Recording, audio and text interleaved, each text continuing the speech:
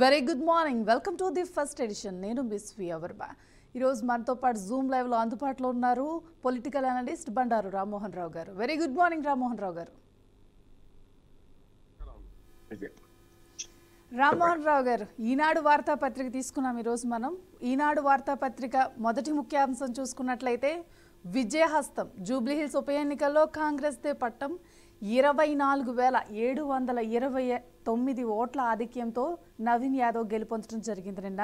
అసలు ఈ విజయాన్ని ఏ విధంగా చూసుకోవచ్చు అంటారు? అసలు ఎందుకంటే అజారుద్దీన్ని మంత్రి పదవి కేటాయించిన తర్వాతే జూబ్లీహిల్స్ ఎన్నికలు జరగటం జరిగింది. అదే కారణం అయి ఉంటుందంటారా? మైనార్టీ ఓట్లన్నీ కాంగ్రెస్కి పడటం వల్లే ఇంత మెజార్టీ వచ్చింది అనుకోవచ్చా? మీకు అట్లాగే బీఆర్కే న్యూస్ ప్రేక్షకులకు నమస్కారం, శుభోదయం. ఈ విజయం వెనుక చాలా ఉన్నాయి కారణాలు. ఒకటిగా కర్నూలు చావులకు కారణాలు ఎన్నో, అట్లాగే కాంగ్రెస్ విజయానికి కూడా చాలా కారణాలు ఉన్నాయి. అందులో ముఖ్యంగా తమ ఓట్లను తాము సెక్యూర్ చేసుకోవడంతో పాటు ఎదుటి వాళ్ళ శిబిరంలో కూడా ఓట్లను తీసుకునే ప్రయత్నం చేశారు. అది చాలా అంటే ఎన్నికల వ్యూహంలో రేవంత్ రెడ్డి గారు సక్సెస్ అయ్యారు. మొత్తం కాంగ్రెస్ పార్టీ శ్రేణులు ఒక ఎత్తు అయితే రేవంత్ రెడ్డి తానే ప్రయత్నం చేశారు, విజయం సాధించారు.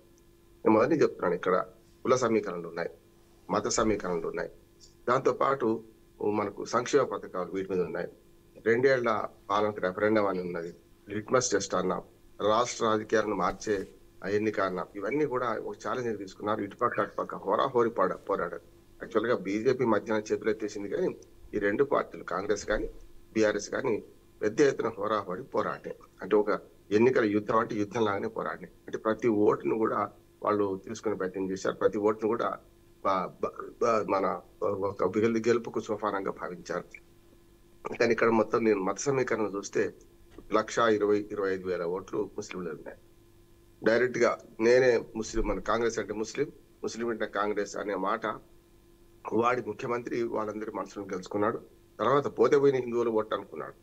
అంటే ముస్లింలు ఓటు కన్సాలిడేట్ గా పడితే నా ఉద్దేశం ఏంటంటే 7 నియోజకవర్గాలు ఏవైతే ఎంఐఎం గెలుస్తుందో ఇప్పటిదాకా ఓల్డ్ సిటీలో, ఆ 7 తర్వాత ఎక్కువ ముస్లిం ఓట్లున్న ఒక నియోజకవర్గం 4,30,30,000 అంటే ఆల్మోస్ట్ 30% ఓట్లు. 30% ఓట్లు ఉన్న ముస్లిం నియోజకవర్గం ఇది ఒకటే అనుకుంటాను. మిగతా ఆయన 15, 20, 25 పైసలు అటు లాంటి ఆదిలాబాద్ జిల్లాలో కానీ నల్గొండ జిల్లాలో కొన్ని ఉంటాయి, కాదంటలేదు. కానీ హైదరాబాద్ నగరంలో ఆ 7 ఎంఐఎం సీట్లు కాకుండా ఈ ఒక సీటు పూర్తిగా ముస్లిం ప్రాతినిధ్యం ఎక్కువ ఉన్న ఓట్లు, 30% పైగా ఉన్న ఓట్లు, దాన్ని ఓన్ చేసుకునే ప్రయత్నం చేశారు. సరిగ్గా ఆటలో ఆరటి పనిలాగా వచ్చిన బండి సంజయ్ పెద్ద ఎత్తున అంటే నేను ఆ టోపీ పెట్టుకుంటే తల నరుకుంటాను కానీ ఇంకేం చేయాలన్నాడు. హిందువుల ఓట్లు వచ్చి ఏమో కానీ ముస్లిం ఓట్లు అయితే పోయినాయి. అంటే ఎవరికి పోయినాయి?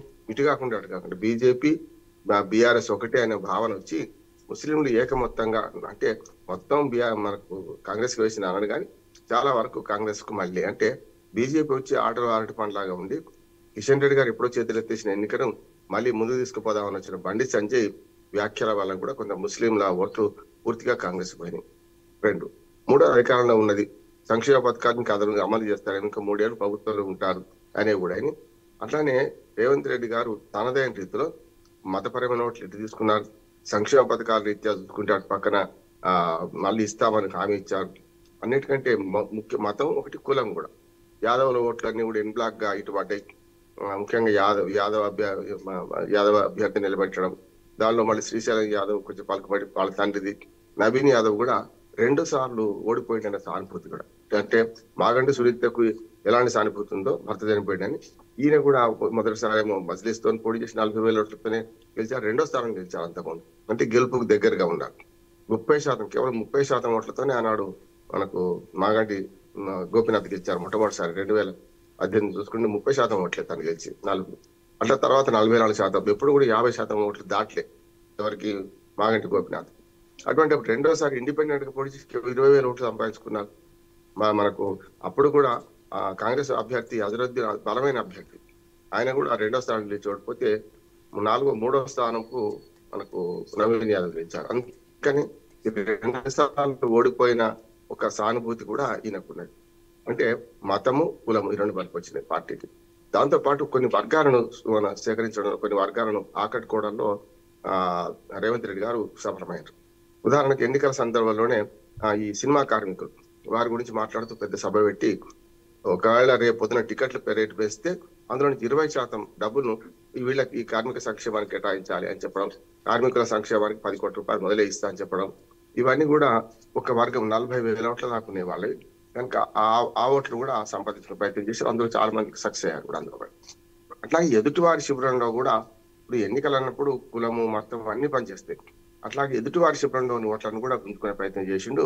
అందులో భాగంగా ముఖ్యంగా నేను ఎప్పుడు ఈ మాట సెటిలర్లు అనే మాట కరెక్ట్ కాదు, కానీ సెటిలర్లు అట్లాగే కమ్మవారి ఓట్లు అంటే ముఖ్యంగా సామాజిక వర్గం నుంచి కమ్మ సామాజిక వర్గం ఓట్లను కొలగొట్టడానికి అటు పక్క సునీత ఆ సామాజిక వర్గానికి చెందింది కనుక ఆ వాటిని కొలగొట్టడానికి తుమ్మల మన నాగేశ్వరరావు గారిని ఉపయోగించుకొని అక్కడ మీటింగ్ పెట్టడం, ఆ మీటింగ్ ద్వారా వాళ్ళ ఓట్లు కూడా కొలగొట్టడం జరిగింది. అంటే ప్రభుత్వంలో ఉన్న అధికారంలో ఉన్న మీకు మేలు చేస్తామని చెప్పడం, ఇవన్నీ కూడా ఒక రకంగా చెప్పాలంటే సునీత కంటే ఇప్పుడు మీతో పని చేసుకోవచ్చు. కాంగ్రెస్ పార్టీ అధికారంలో ముఖ్యంగా మంత్రి హామీ ఇచ్చారు స్వయాన, అట్లాగే ముఖ్యమంత్రి హామీ ఇస్తున్నారని చెప్పి కమ్మ సామాజిక వర్గం ఎన్ని ఉంటాయండి. అంటే ఏ ఒక్క దాన్ని విడిచిపెట్టకుండా తన శిబిరంలో తనకు అనుకూలమైన ఓట్లు దక్కించుకోవడంతో పాటు ఈ చదరంగం, రాజకీయ చదరంగం లేకుండా ఎన్నికల చదరంగం వాటలో పూర్తిగా ఇవాళ బీఆర్ఎస్ చెక్కబెట్టగలిగింది. అట్లానే ఓట్ షేర్ అట్లా చూసుకుంటే 50% పైగా కూడా ఓట్ షేర్ సాధించుకున్నారు. ఇవాళ చూసుకుంటే మీకు మొత్తం సీట్లలో కానీ ఓట్ల షేర్ చూసుకుంటే 52% ఓట్లు తీసుకున్నారు. ఇప్పటిదాకా పోలింగే 50% కావడం లేదు, అయినా పోలింగ్ లో 52% పైగా ఓట్లు కాంగ్రెస్ పార్టీ అభ్యర్థి దక్కినాయి. అంటే ఇవన్నీ పనికొచ్చినాయి అంట. అంటే ఒక్కటి కాదు, నేను చెప్పానుగా ఇక బీఆర్ఎస్ కు నష్టమైంది అధికారం లేకపోవడం, మన వారసత్వంగా ఇచ్చారు ఇవ్వకపోతే కూడా పెద్ద విమర్శ వచ్చేది కనుక మనకు మాగడ సునీతి ఇవ్వడం కరెక్టే.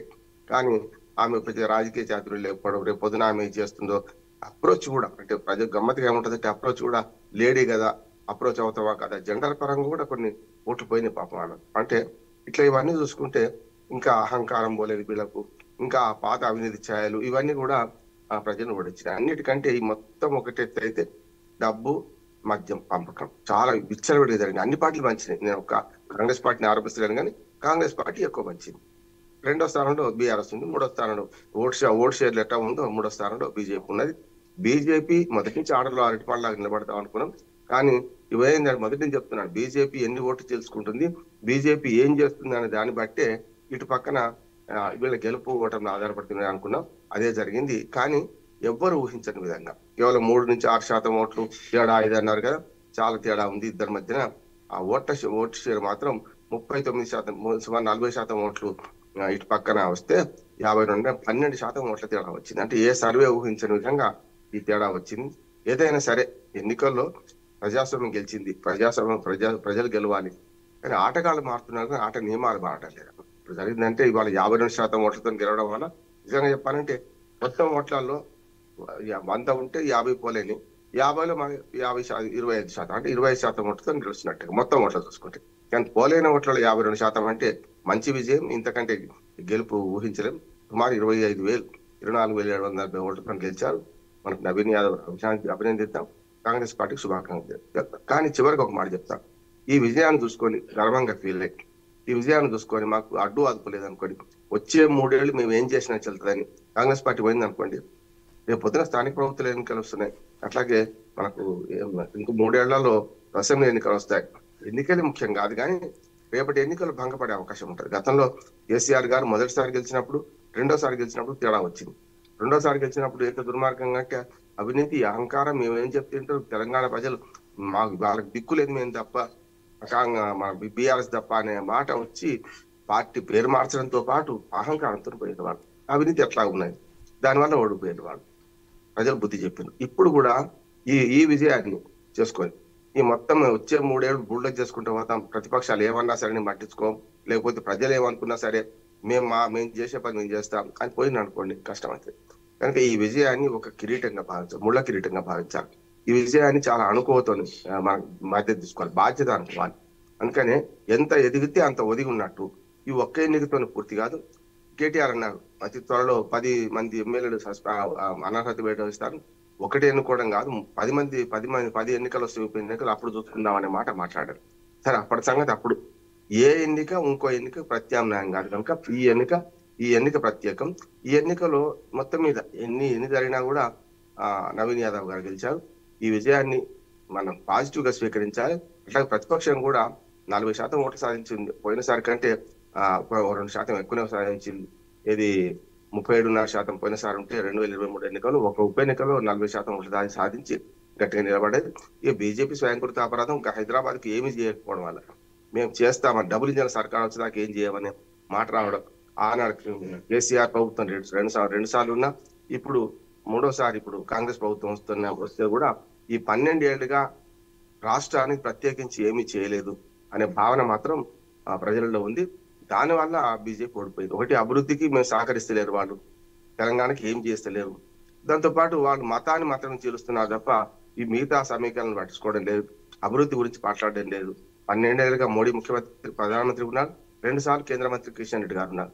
తన సొంత ఇలాకాలో తన సొంత పార్లమెంట్ నియోజకవర్గంలో ఒక ఉప ఎన్నిక జరుగుతుంటే కనీసం 4 రూపాయలు తీసుకురాలేకపోయిండు కేంద్ర ప్రభుత్వం నుంచి. హైదరాబాద్ డెవలప్మెంట్ లో మెట్రో, అట్లాగే మనకు కంటోన్మెంట్ ఏరియాలో ఉన్న రోడ్ల మూసివేతలు ఎప్పటికప్పుడు జరుగుతుంటాయి.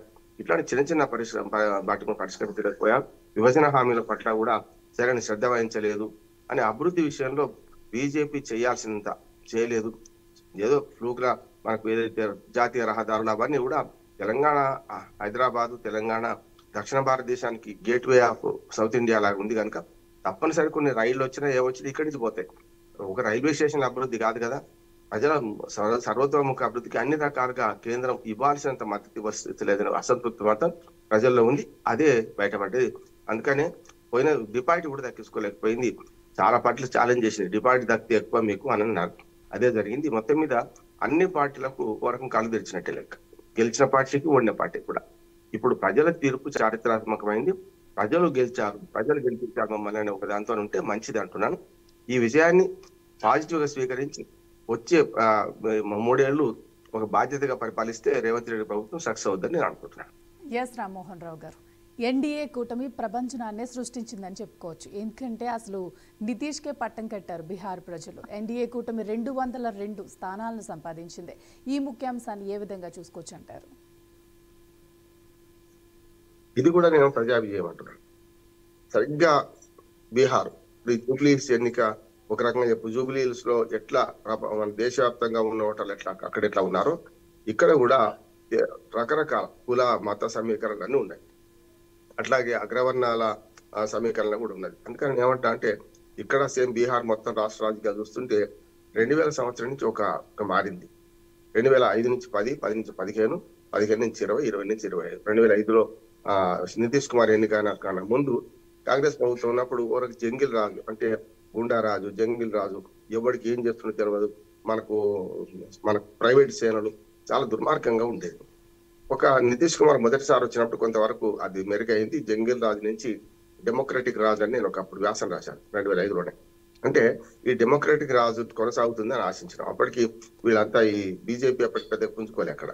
అట్లా చూసుకుంటే వరుసగా 3 ఎన్నికలు గెలిచి వరుసగా 20 ఏళ్ల దాకా ముఖ్యమంత్రిగా ఉండి నితీష్ కుమార్ ఈ మధ్య ఫెయిల్ అయిన ముఖ్యమంత్రి, పూర్తిగా బీజేపీకి అనుకూలంగా ఉన్నాడు. అంతకుముందేమో ఒకసారి తేజస్వి యాదవ్ ఉప ముఖ్యమంత్రిగా తాను ముఖ్యమంత్రిగా పనిచేసిన 243 రోజుల పాలన కూడా ఉంది కనుక కూటములు తరచు మారుతుంటారు. ఒక రకంగా చంచలత్వం యొక్క అనే ఒక మాట ఆయన మీద ఉండే. అట్లాగే ఇన్నిసార్లు ముఖ్యమంత్రి చేసినాక నవీన్ పట్నాయక్ ఒరిస్సా ముఖ్యమంత్రి లాగానే 5 సార్లు ఆయన చేస్తే 3-4 సార్లు ఈయన చేసింది కదా, ఈయనకు పెద్దగా అయిపోయింది అని వృద్ధ సింహం అయిపోయిండు, వృద్ధ జంబుకం అయిపోయింది అనే ఒక మాట ఉండే. ఏ పార్టీ ఎన్ని సీట్లు గెలుచుకున్నా తనదే రాజ్యం అని చెప్పి తక్కువ సీట్లతో కూడా అధికారాన్ని పంచుకునే సందర్భం గతం చూసాం. 2020 ఎన్నికల్లో కేవలం 43 సీట్లు వచ్చిన ఆయన 74 సీట్లు వచ్చిన బీజేపీతో పొత్తు పెట్టుకొని మన అధికారంలోకి వచ్చారు. అంటే 74 సీట్లు వచ్చిన వాళ్ళు ముఖ్యమంత్రి కాలే. అంతకుముందు అంతే, ఆర్జేడీకి ఎక్కువ సీట్లు వచ్చి తనకు తక్కువ సీట్లు వచ్చినప్పుడు కూడా తేజస్వి యాదవ్ ఉప ముఖ్యమంత్రి చేసి తాను ముఖ్యమంత్రిగా ఉన్నాడు. అంటే తాను ఒక్కడి గెలిస్తే చాలు ముఖ్యమంత్రిగా ఉండే పరిస్థితి తీసుకొచ్చే ప్రయత్నం చేశాడు. ఈసారి ఆ పప్పులు ఉడకమని అనుకున్నాను. నిజంగా అన్ని అంచనాలకు మించి ఇక్కడ కూడా 202 సీట్లు అంటే 243 స్థానాలు. గతంలో మనకు ఉమ్మడి ఆంధ్రప్రదేశ్ లో 294 స్థానాలు ఉంటే 201 స్థానం గెలుచుకున్న తెలుగుదేశం పార్టీ అన్నాడు గొప్ప అనుకున్నాను. 294లో 201 వేలు, 234లో మాత్రం అంటే 60 సీట్లు రాకునేగా 34లో ఇవాళ బీహార్ ఎన్నికల మొత్తం 234 సీట్లలో 202 సీట్లు సాధించారు.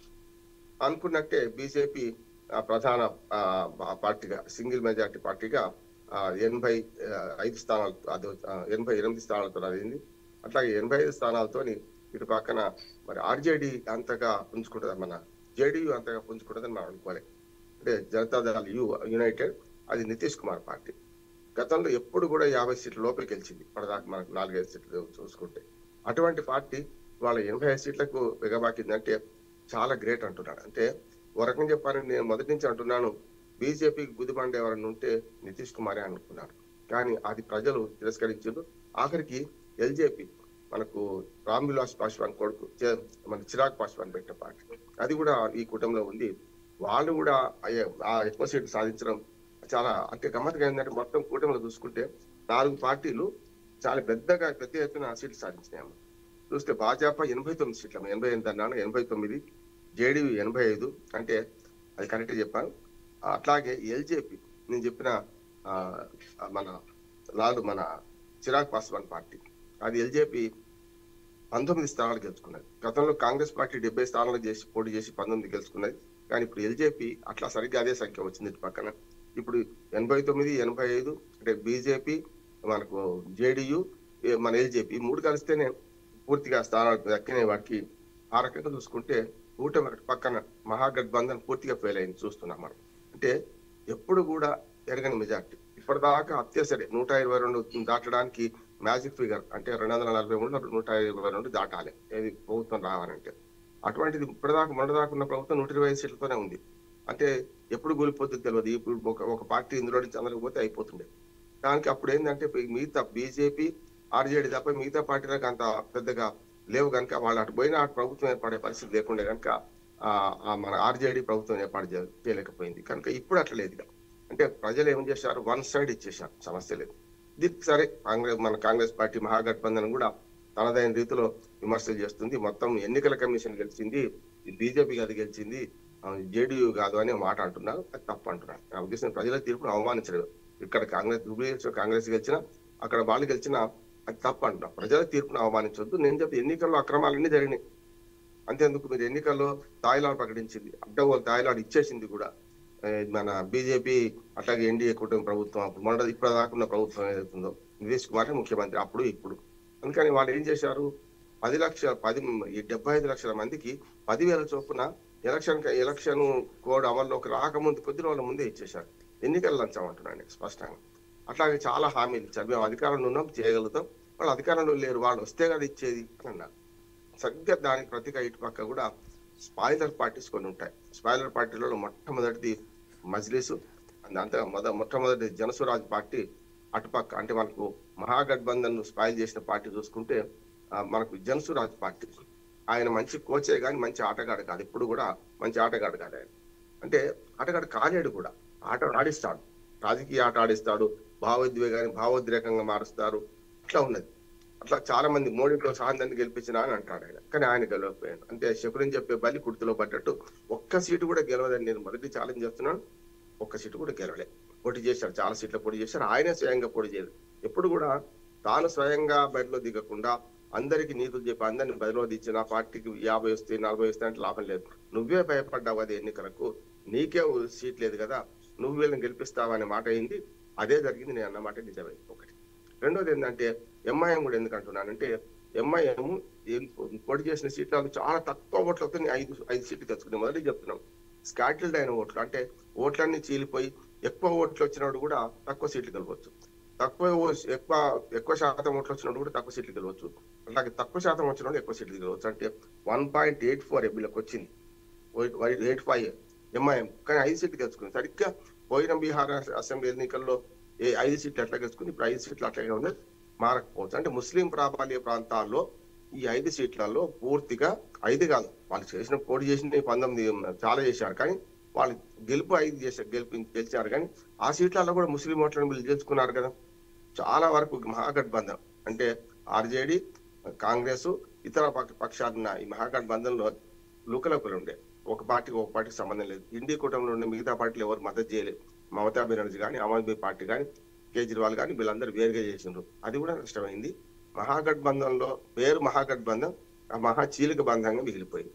కానీ తేజస్వి యాదవ్ ఒప్పుకోవాల్సింది ఏంటంటే అన్ని పార్టీల కంటే ఎక్కువ శాతం ఓట్లు చేసింది ఆయనే. అంటే ఆయన పార్టీ భాజపాకు 20% వస్తే జేడీయూకు 19-20 జస్ట్ ఒక్క శాతం కూడా తేడా లేదు. కానీ ఆర్జేడీకి 23% వచ్చినాయి. అంటే ఇప్పుడు గెలిచిన 202 సీట్లు గెలిచిన మొత్తము వాళ్ళందరికీ వచ్చినాయి ఏంటంటే 40 ఎల్జేపీకి 5%, అంటే 45% ఓట్లు వాళ్ళ 3 పార్టీలకు వస్తే ఈ పార్టీకి వచ్చింది 23%, ఒక్క ఆర్జేడీకి వచ్చినాయి. కాంగ్రెస్ కు 8.71%, అంటే దాదాపు అది ఒక ఏడానుకోండి, అంటే 31%, 32% వచ్చినాయి. అంటే 31% వచ్చిన వాళ్ళు ఏమో గెలిచిండ్రు, ఓడిపోయిండ్రు. 20%, 19% అని కలుపుకొని వచ్చిన వాళ్ళేమో 44% గెలిచారు. కానీ ఒక పార్టీ ఎక్కువ అంటే మొత్తం అన్ని పార్టీల కంటే సింగిల్ గా 23% ఓట్లు గెలుస్తుంది, 25 సీట్లే వచ్చినాయి. దానికి కారణం ఏంటంటే ఇక్కడ మిగతా మిత్రపక్షాల ఓట్లు ట్రాన్స్ఫర్ సరిగ్గానే, మిగతా వాళ్ళేమో చీలిపోయింది ఇక్కడ వచ్చేవరకల్లా. అందుకని దీని విషయం చూసుకుంటే వీళ్ళు కూడా పెద్ద ఎత్తున ఉచిత హామీలు ఇచ్చారు. అంటే ఎన్డీఏ కూటమి ఎట్లా ఇచ్చిందో అట్లాగే ఉచిత హామీలు ఇచ్చారు. ఉచిత హామీలే కాదు, దుర్మార్గమైన మనకు కర్ణాటక, తెలంగాణ, ఆ తర్వాత ఆంధ్రప్రదేశ్ లో సూపర్ 6, ఇట్లా మనకు మొత్తం హర్యానా, మహారాష్ట్ర, జార్ఖండ్ ఎన్నికల్లో, ఢిల్లీ ఎన్నికల వరకు చూసుకుంటే ఏదైతే అన్ని రకాల హామీలు ఇచ్చారో ఇందులో పెద్ద హామీ ఏంటంటే ప్రతి కుటుంబానికి ఉద్యోగం, ప్రభుత్వ ఉద్యోగం, ప్రభుత్వాన్ని రాసింది అందులో. ఎట్లా సాధ్యం అవుతుంది? దాదాపు 10 లక్షల మంది, 10 కోట్ల మందికి పైగా, మన 13 కోట్ల మంది జనాభా, 12 కోట్ల మంది జనాభా ఉంటే ఆ జనాభాలో కనీసం 3 కోట్ల కుటుంబాలు ఉంటాయి. 12 అంటే నలుగురు లెక్క పెట్టుకున్నా 3 కోట్ల మందిలో 3 కోట్ల కుటుంబాల్లో అందరికి ఉద్యోగం, 3 కోట్ల ఉద్యోగాలు మొత్తం దేశం మొత్తం లేవు. ప్రభుత్వ రంగాలు ప్రభుత్వంలో మొత్తం కలిసిన 3 కోట్ల మంది లేరు. అటువంటి ఒక రాష్ట్రంలో 3 కోట్ల మందికి, అంటే 3 కోట్ల ఉద్యోగాలు ఇవ్వగలుగుతారా? సరే 50 లక్షల మందికి ఉద్యోగాలు ఉన్నాయి అనుకుందాం. ఒక ఇంటికి ఒక ఉద్యోగం అన్నాడు, ఇవ్వగలుగుతారా? కనుక అలవి కానీ హామీ ఇచ్చింది మనకు అర్థమైంది. ఆర్జేడీ కార్యకర్తలు నమ్మలేదు. ఇక ఇక్కడ స్పాయిలర్ పార్టీ పూర్తిగా మన కాంగ్రెస్ పార్టీ అంటున్నాడు. కాంగ్రెస్ పార్టీ పోటీ చేసిన స్థానాలకు దీన్ని చూసుకుంటే పొంతన లేదు, కేవలం 6 స్థానాలకు పరిమితమైంది. అంటే మీకు ఎంఐఎం కంటే అధ్వానం. ఎంఐఎం కేవలం 8%, 9% దాకా ఓట్లు సంపాదించుకున్న కాంగ్రెస్ పార్టీ 6 స్థానాలకి పరిమితమైంది. 1.85, 2% కూడా ఓట్లు సంపాదించుకున్న పార్టీ 5 స్థానాలు తీసుకున్నది ఎంఐఎం. అంటే శాతం పరంగా, ఓట్ల శాతం పరంగా కాంగ్రెస్ పార్టీ దీనికంటే 4 రెట్లు ఎక్కువ, 5 రెట్లు ఎక్కువన్నా కూడా కాంగ్రెస్ పార్టీకి 6 సీట్లే వచ్చినాయి. ఎల్జేపీ ప్రభావం మాత్రం 19 సీట్లతోని ఎన్డీఏ కూటమికి చాలా పూర్తిగా పనికొచ్చింది.